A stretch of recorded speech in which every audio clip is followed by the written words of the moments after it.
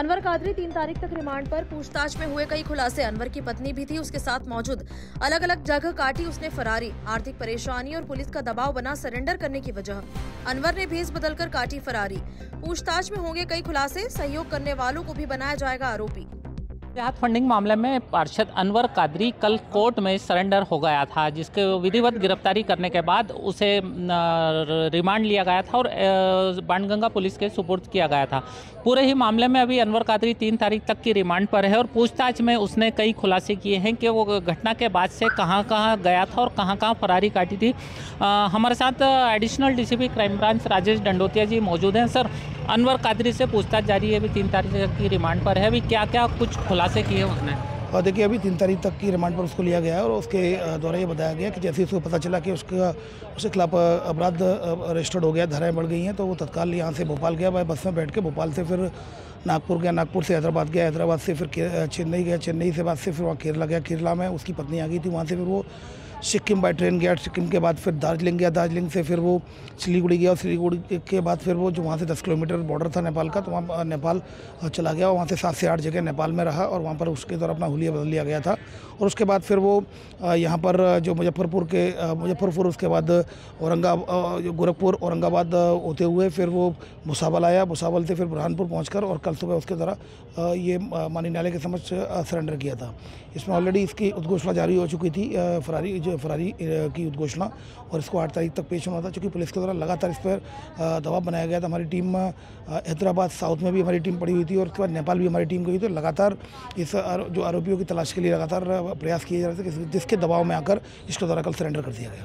Sir, ऐसी भी बात सामने आई कि अब ये आर्थिक संकट से जूझने लगा था। काफ़ी दिनों भागने के बाद अभी इसके आर्थिक परेशानी सामने आने लगी थी और ये घटना के बाद से पत्नी से लगातार संपर्क में भी रहा था। देखिए, जैसा कि मैंने बताया कि जैसे ही ये केरल पहुंचा तो केरल में इसकी पत्नी आ गई, तो वहाँ से बाय ट्रेन ये लोग सिक्किम में गए थे और इस तरह से वो उसकी पत्नी फिर सब तक उसके साथ रही थी। तो फिलहाल चूँकि पुलिस का काफ़ी प्रेशर रहा, लगातार पुलिस कार्रवाई करती थी। इसकी संपत्ति जो उद्घोषणा की भी कार्रवाई कराई गई थी माननीय न्यायालय से, उसके बाद संपत्ति कुर्की की कार्रवाई अमल में लानी थी और लुकआउट नोटिस भी जारी हो गया था। तो ऐसी स्थिति में काफ़ी दबाव था इसको, इसके परिजनों से रिश्तेदार से भी लगातार पूछताछ चल रही थी। तो इस स्थिति में उसको सरेंडर करना पड़ा। सर, और कौन कौन लोगों की इसमें संलिप्तता आई है? क्योंकि फरारी के दौरान किन किन लोगों ने साथ दिया है, क्या उनको भी आरोपी बनाएगा? क्योंकि पहले इसकी बेटी की संलिप्तता आई थी, उसे अभी फिलहाल जेल में है, तो और किसी लोगों की संलिप्तता सामने आई है? इन्वेस्टिगेशन में जो भी तथ्य आएंगे, जिसमें भी इसका जो भी इन्वॉल्व होगा, जो कोई फाइनेंशियर हो या कोई भी जो भी व्यक्ति इन्वॉल्व होगा, उसके खिलाफ वैधानिक कार्रवाई की जाएगी। सर, फंडिंग मामले पे लेकर इससे बातचीत हुई है, क्या कुछ कहा है? देखिए, जो आरोप आए हैं, जो आरोप लगे उनके संबंध में इन्वेस्टिगेशन होगी और इन्वेस्टिगेशन में आए हुए एविडेंस के आधार पर ही कार्रवाई की जाएगी। और भी कोई इसमें गिरफ्तारी हो सकती है? देखिए, बिल्कुल संभावना से इनकार नहीं किया जा सकता। इसकी किस लोगों ने मदद की है, ये जानते हुए कि ये आपराधिक ये फरार है। इसमें बहुत सी अभी एंगल्स हैं इसमें, लेकिन सबसे पहले इस पर इन्वेस्टिगेशन करना होगा, एविडेंसेस कलेक्ट करने होंगे, उस सत्यता का पता लगाना होगा।